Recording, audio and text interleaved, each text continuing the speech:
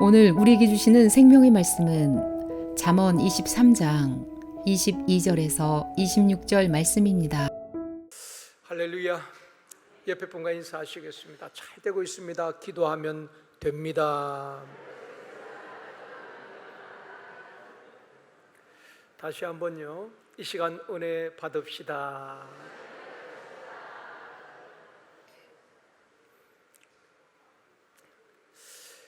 이 세상에 부모 없이 존재한 사람은 한 사람도 없습니다. 우리 모두가 어머니의 해산의 수고와 부모님의 보살핌과 가르침 속에 태어났고 성장하였고 이처럼 성숙한 사회인이 될 수 있었던 것입니다. 대만의 장개석 총통을 30년간 보좌했던 오문기 장군인데 그가 쓴 글에 보면 이런 일화가 소개됩니다. 장개석 총통의 생일을 맞아서 척간에 있는 비서진들이 음식을 준비하고 생일을 축하하기 위해서 준비하고 있었는데 그때 장 총통이 이런 말을 했다고 합니다. 내 생일은 나를 낳기 위하여서 우리 어머님이 피를 쏟으며 고생하신 날인데 그날에 내가 무엇을 먹고 무엇을 마실 수 있겠는가? 나를 위해서 음식 준비하지 말라고 부탁을 하면서 그 자신의 생일에는 물 한 모금 마시지 아니하고 자신을 낳기 위해서 고생하신 어머니를 생각하면서 자신의 생일날을 보내었다고 합니다.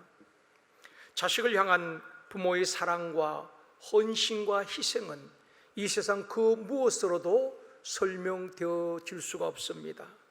오늘 어버이 주일에 부모 공경의 원리라는 제목으로 말씀을 드리려고 합니다.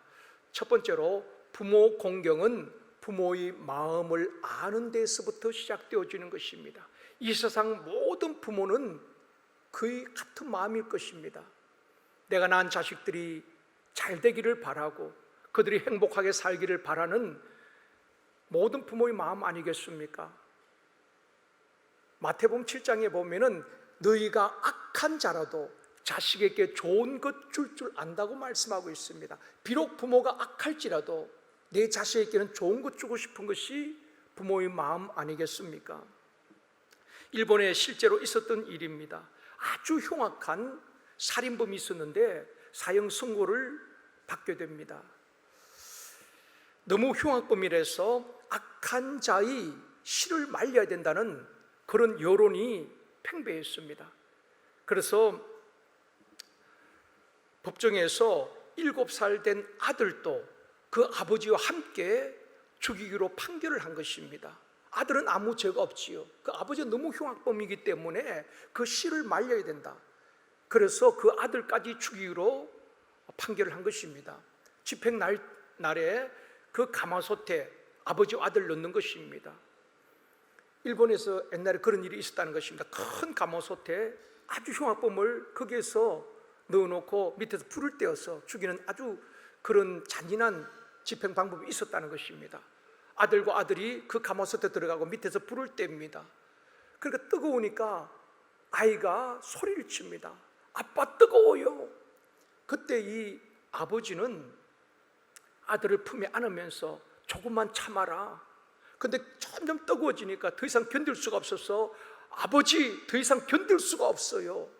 그때 이 흉악범이지만은 그 아들을 번쩍 들어서 자기는 살이 타들어가고 있는데 아들을 고통을 참으면서 아들을 들고 자기가 의식을 잃을 때까지 쓰러질 때까지 그렇게 그 아들을 들고 있었다는 것입니다.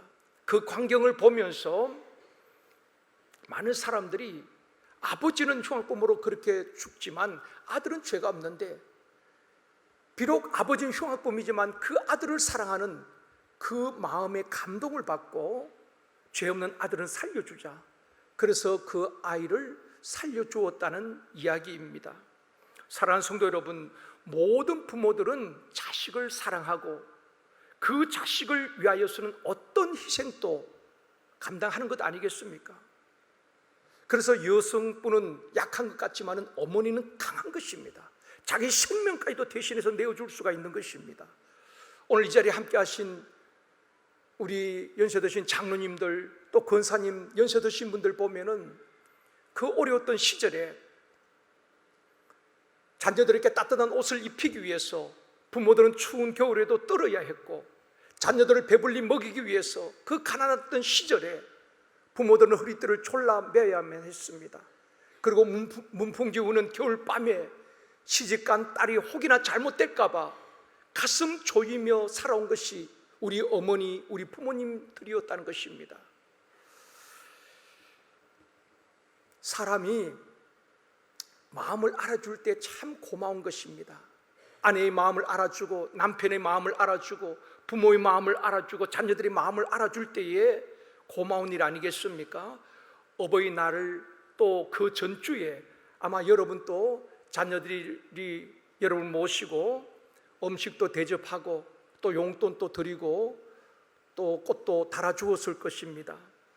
저희 아이들도 손주들과 함께 지난 주일날 섬기는 교회에서 예배를 드리고 저녁에 저희 집에 다 모였어요. 모여서 어버이날 이제 행사를 하고 이제 봉투를 이렇게 주었습니다. 그 받은 봉투를 한번 보여드릴게요. 이 봉투거든요. 돈이 얼마입니까?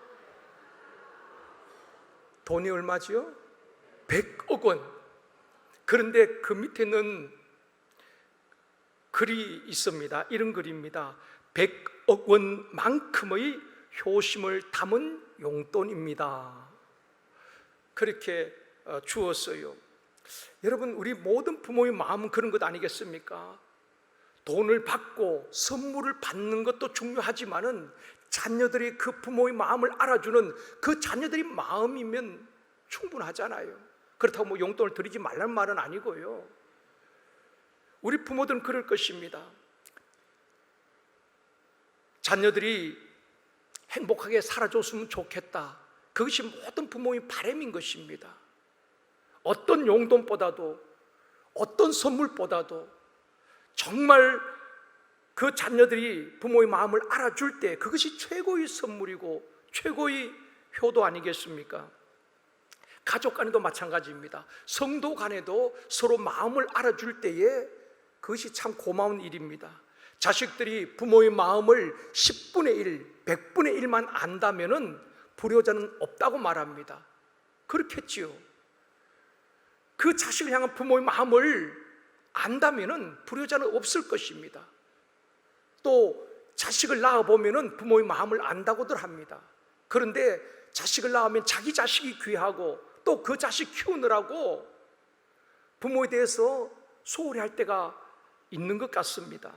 부모 공경에는 두 가지가 있습니다. 복양이 있고 양지가 있습니다. 복양이라는 것은 육신의 것, 물질적으로 부족함이 없도록 부모님을 공경하고 채워드리는 것을 복양이라고 말한다면, 이 양지라는 것은 정신적인 것과 관계된 것입니다. 정신적으로 부모를 공경하고 부모의 마음을 편안하게 해드리고 부모의 마음에 기쁨을 주는 것을 양지라고 말하는 것입니다. 부모의 마음을 살펴서 기쁘게 해드리는 것이 진정한 효도고 또 공경이란 것입니다. 그래서 오늘 본문 25절에 보면 이렇게 말씀합니다. 같이 읽습니다. 내 부모를 즐겁게 하며 너를 낳은 어미를 기쁘게 하라. 우리 자녀들에게 주신 말씀이거든요. 부모를 즐겁게 하고 어떤 선물보다도 어떤 용돈보다도 부모의 마음을 즐겁게 해드리고 기쁘게 해드리는 것이 최고의 효도란 것입니다. 젊은이들은 노인의 마음을 알아야 되는 것입니다.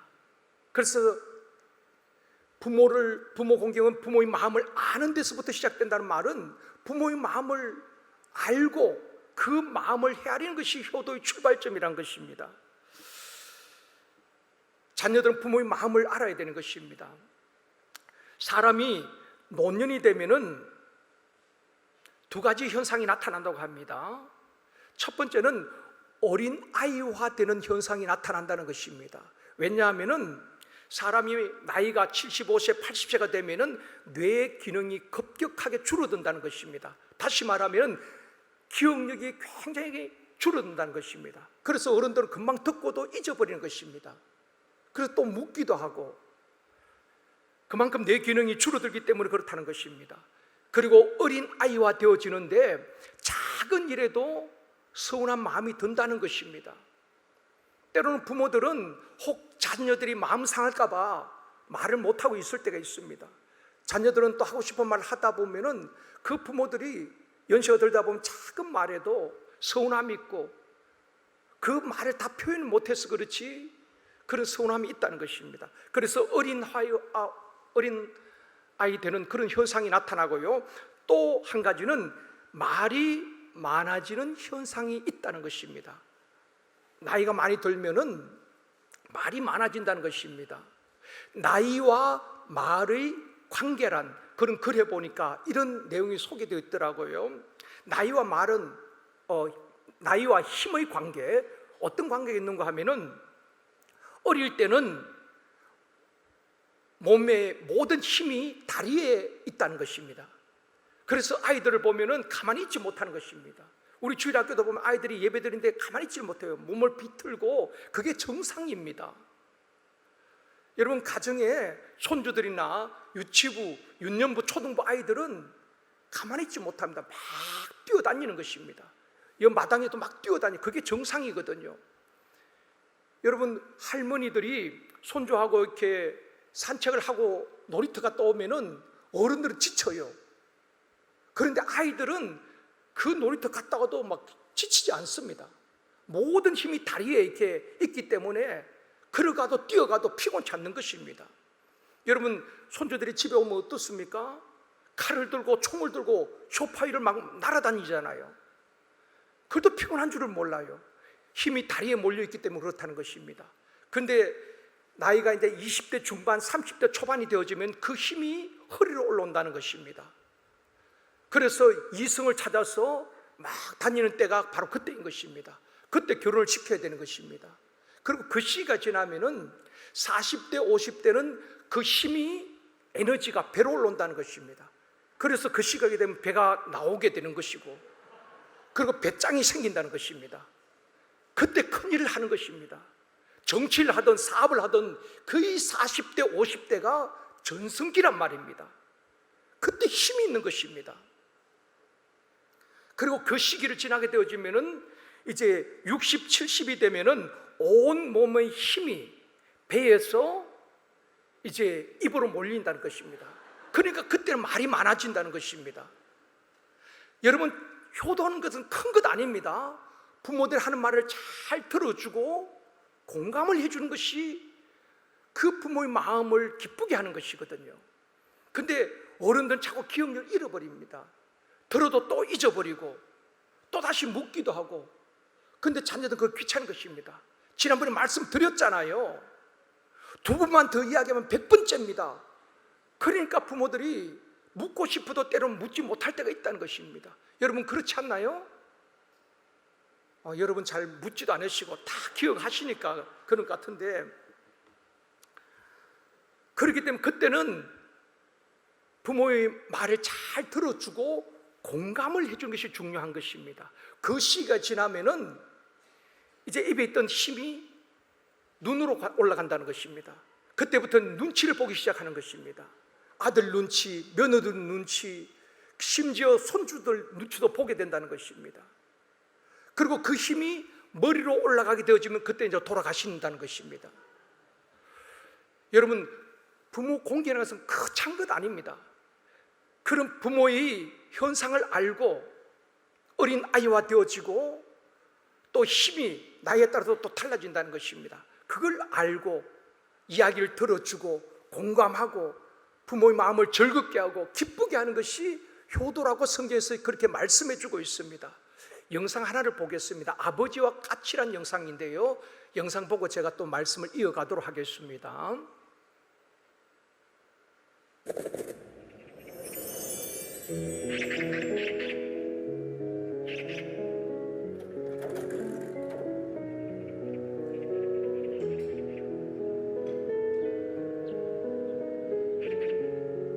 얘야, 저 새가 무슨 새냐? 까치요.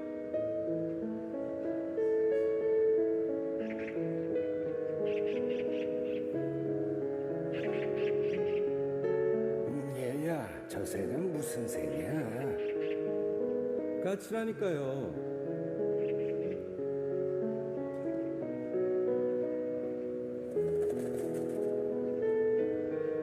얘야, 저 새가 무슨 새라고 했지? 몇 번이나 대답해야 아시겠어요. 까치요, 까치라고요.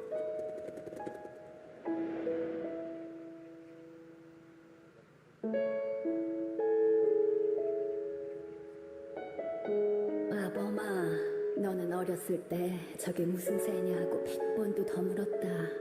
아빠, 저새가 무슨 새예요? 까칠한다. 까치요?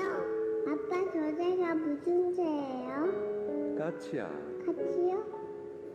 그럴 때마다 아버지는 까칠한다, 까칠한다 몇 번이고 대답하시면서 말하는 이가 귀여워서 머리를 쓰다듬어 주셨지.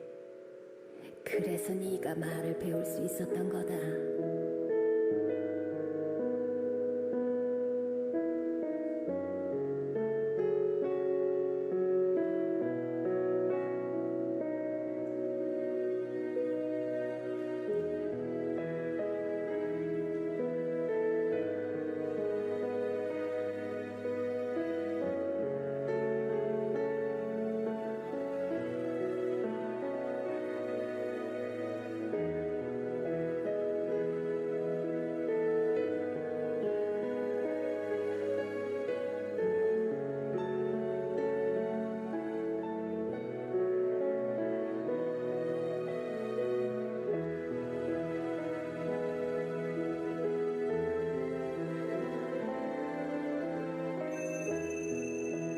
꼭 잡아드리세요.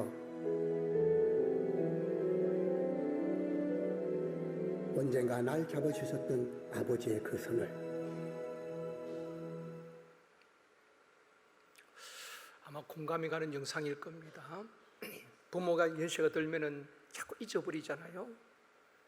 처음에 물을 때는 까치요, 까치라니까요. 몇 번 이야기해야 돼요. 까치라니까요. 억양이 달라지겠지요. 그러나 그 아이가 말을 배울 때에 100번을 물어도 아버지는 똑같이 사랑하는 마음으로 까칠한다, 까칠한다. 그 이상 물어도 아버지는 사랑하는 마음으로 같은 대답을 하는 것입니다. 여러분 그거 아셔요?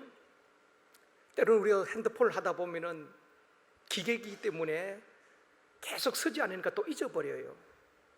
젊은 친구들은 뭐 한 번 배우면 계속 쓰니까 알지만은 며칠 전에 배웠는데 한 달 전에 배웠는데 또 잊어버려요.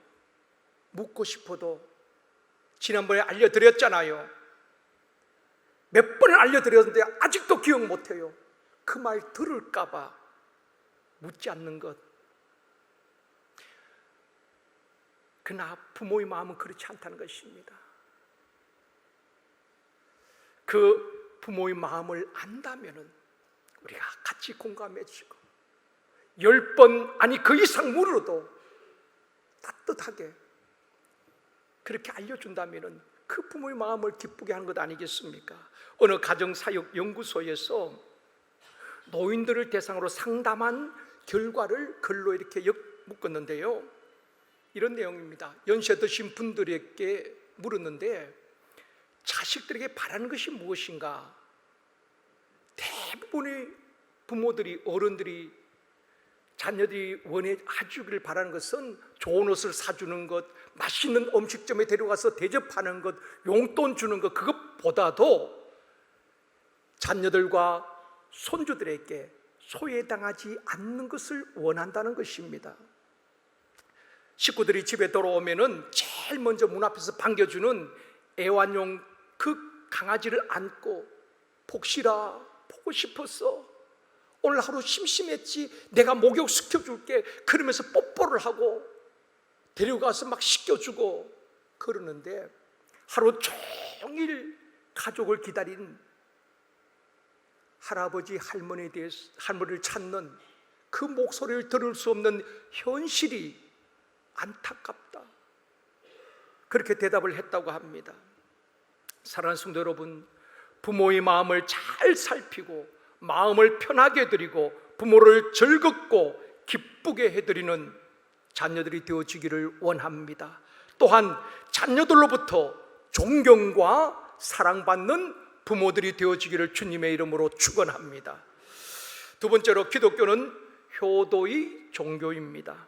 기독교에 대해서 오해하는 분들이 참 많이 있습니다. 제사를 드리지 않는다는 이유로 기독교를 불효의 종교라고 말하기도 합니다. 잘못 오해하는 것입니다. 성경처럼 효를 강조하는 것은 없습니다. 출애굽기 21장 15절 말씀 같이 읽습니다. 자기 아버지나 어머니를 치는 자는 반드시 죽일지니라. 부모를 폭행하고 치는 자는 반드시 죽일지니라. 이것이 하나님의 법입니다. 율법이란 말입니다. 얼마나 엄합니까? 부모를 폭행하면 죽이라는 것입니다. 그만큼 엄격하게 다루고 있습니다. 신명기 27장 16절도 말씀합니다. 같이요. 그의 부모를 경홀히 여기는 자는 저주를 받을 것이라 할 것이요 모든 백성은 아멘 할지니라. 이스라엘 백성들 앞에서 하나님의 말씀을 선포하는 것입니다. 부모를 경홀히 여기는 자는, 부모를 업신여긴 자는 저주를 받을 것이다. 그때 모든 이스라엘 백성들은 아멘, 아멘으로 화답하게 되는 것입니다. 이처럼 성경은 불효자에 대해서 엄격하게 다루고 있다는 것입니다. 성경에서 말씀하시는 효는 돌아가신 부모에게 제사를 드리면서 형식적인 효도가 아니라 살아 계실 때에 잘 모시고 순종하고 공경하라는 것이 성경적인 효도가 아닌 것입니다. 돌아가신 다음에 3년상을 치르고 그때 제사상을 많이 차린 것이 아니라 살아 계실 때에 내 부모의 마음을 기쁘게 하고 즐겁게 해 드려라 하는 것이 성경의 가르치는 것입니다. 효도는 기회라고 생각합니다. 우리는 그렇게 생각합니다. 돈을 좀 많이 벌어서 부모님 해외여행도 보내드리고 좀 여유가 있으면은 용돈도 넉넉하게 드리겠다고 그렇게 생각합니다. 그런데 문제는 그 부모가 그때까지 기다려줄 수 있냐는 것입니다. 제가 제일 후회하는 것 중에 하나가 그겁니다. 부모님 건강하셨거든요. 내가 좀 여유가 있으면은 부모님께 여행도 보내드리고 만난 것도 사드리겠다고 마음은 있었지만 그렇게 하지를 못했습니다.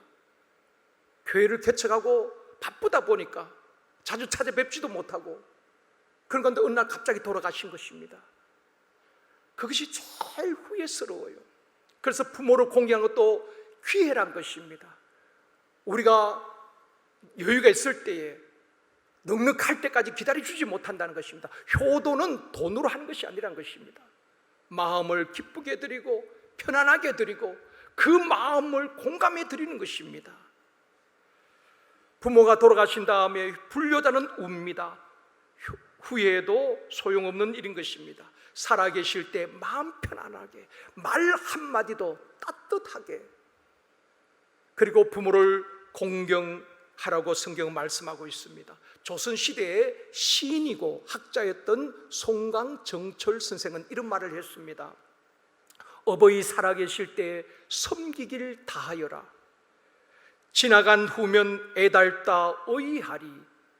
한평생 고쳐 못할 일 이뿐인가 하노라. 이 정철 자신이 부모님 살아계실 때 효도하지 못한 것을 후회하면서 이 식구를 읊은 것입니다. 부모님 살아계실 때에 효도해라. 돌아가신 다음에 애달다 어이하리. 한평생 고쳐 못할 일 이뿐인가 하노라. 효도는 기회라는 것입니다. 살아계실 때에 부모의 마음을 기쁘게 해드리는 그것이 진정한 효도란 것입니다. 성경에 내 아버지와 어머니를 공경하라고 말했지만은 오히려 공격하는 자녀들도 있잖아요. 돈을 주지 않는다고 따지기도 하고 부모가 해준 것이 무엇이냐고 폭언을 하면서 폭행하는 페르나도 있는 것입니다. 부모에 대한 안 좋은 감정을 가진 자녀들도 있긴 합니다. 특히 아버지에 대해서 아버지는 별 말씀은 없으셔도 정말 마음 깊은 곳에 가족들을 사랑하고 가족들을 지키고자 하는 버팀목이 되었던 그 아버지, 때로는 너무 엄하셨기 때문에 안 좋은 감정을 갖고 있는 자녀들도 있을 수 있습니다. 어느 가정에 5남매를 둔 아버지가 있었는데 그 아버지는 가정을 돌보지 아니하고 술을 좋아하고 노름을 좋아하고 방탕한 생활을 하면서 가정을 돌보지 못했습니다. 그러니까 아내와 온 가족들이 어려움을 겪었습니다. 나이가 들어 몸이 병들어 죽게 되었을 때에 집에도 들어오지 않고 늘 바깥으로 떠돌던 그 아버지가 마지막 유언을 이렇게 하는 것입니다. 내가 죽으면 고향 땅에 묻어달라고. 그 이야기를 듣고 그 자녀들이 붕괴를 하는 것입니다. 무책임한 아버지 때문에 엄마가 얼마나 고생했고 우리가 얼마나 어려움을 겪었는데 아버지가 우리에게 해준 것이 무엇이냐고. 우리에게 남겨준 것은 가난과 빚밖에 없는데 그런 무책임한 아버지, 우리 아버지도 아니라고, 보고 싶지도 않다고 장례식장도 가지 않으려고 하는 것입니다. 사남매가, 그런데 장남인 마지가 믿음이 참 좋았습니다. 내 동생을 앉혀놓고 그렇게 이야기하는 것입니다. 성경에 보면은 내 아버지와 어머니를 공경하라고 했지 어떤 부모라고 말하지 않았어. 부모님이 잘 뒷바라지하고 훌륭하기 때문에 공경하고 그렇지 못하기 때문에 하지 말라는 그런 것이 없어. 내 부모와 내 아버지와 어머니를 공경하라고 했지 어떤 부모라고 말하지 않았어. 동생들을 설득해서 장례식을 치루었다고 합니다. 사랑하는 성도 여러분, 부모가 무엇을 해 주었기 때문에 순종하고 공경하는 것이 아니라 부모를 공경하는 것은 하나님의 명령이기 때문에 하나님의 백성인 저와 여러분은 순종해야 될 줄 믿습니다. 사랑하는 성도 여러분, 부모님이 살아 계신다면 살아 계실 때 잘 모시고 한 번 더 자주 찾아뵙고 전화도 자주 드리고 살아계실 때 잘 공경할 수 있기를 원합니다. 어버이날 선물과 용돈보다도 더 중요한 것은 자주 좋은 소식을 전해주고 안부를 물어줄 때에 그게 부모의 기쁨 아니겠습니까? 또 교회의 어르신들을 잘 공경하고 섬기는 우리 제일성도교회가 되어지기를 주님의 이름으로 축원합니다. 세 번째로 약속이 있는 첫 계명입니다. 다른 종교에서도 다 효를 강조합니다. 특히 유교에서도 얼마나 효를 강조합니까? 그래서 부모가 돌아가시면 3년상을 치르기도 합니다. 부모 묘지 옆에서 비닐을 쳐놓고 거기서 3년을 동안 지내고 하기도 하는 것입니다. 그러나 성경에서 말하는 효는 살아 계실 때에 내 아버지와 어머니를 공경하라고 말씀하고 있는 것입니다. 다른 모든 종교에서는 부모 공경, 효를 이야기하고 있지만은 축복에 대한 말씀은 없습니다. 그런데 성경은 복에 대해서 약속을 하고 있습니다. 에베소서 6장 2절 3절 이번 주 암송 말씀입니다. 같이 읽습니다. 내 아버지와 어머니를 공경하라. 이것은 약속이 있는 첫 계명이니 이로써 내가 잘 되고 땅에서 장수하리라.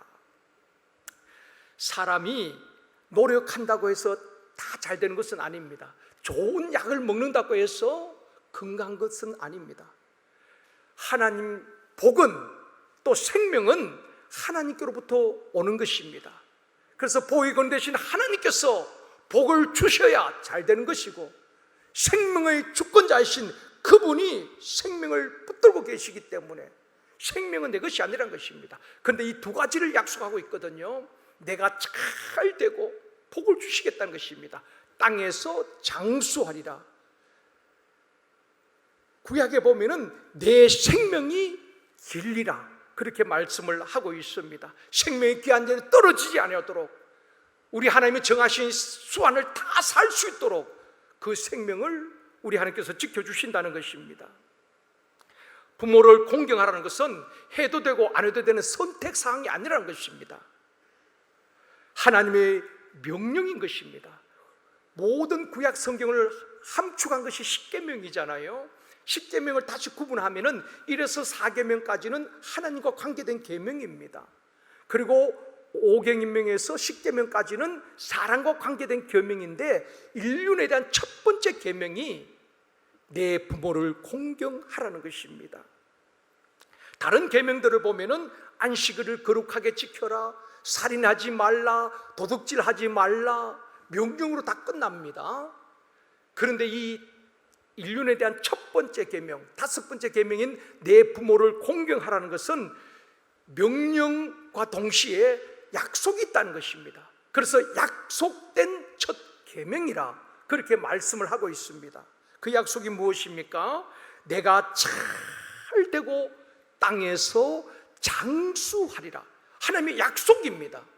약속 있는 계명이에요. 우리가 그렇게 순종하고 그 말씀대로 지켜행할 때에 하나님께서 반드시 약속대로 잘되게 하시고 장수하게 하여 주실 줄 믿습니다. 사랑하는 성도 여러분, 하는 일이 잘되기를 원하십니까? 우리 모든 바람 아니겠습니까? 우리와 우리 자녀들이 무엇을 하든지 잘되기를 바라고, 또 하나님 주시는 축복을 받아 누리기를 원하고, 땅에서 장수하기를 다 원합니다. 우리 하나님께서 약속하신 것이 있습니다. 내 아버지와 어머니를 공경하라. 이 말씀을 지켜 행할 때에 하나님께서 약속대로 내가 잘 되고 땅에서 장수하리라. 하나님의 약속이거든요. 사람은 약속하고 못 지킬 때도 있지만은 하나님의 약속은 반드시 지키실 줄 믿습니다.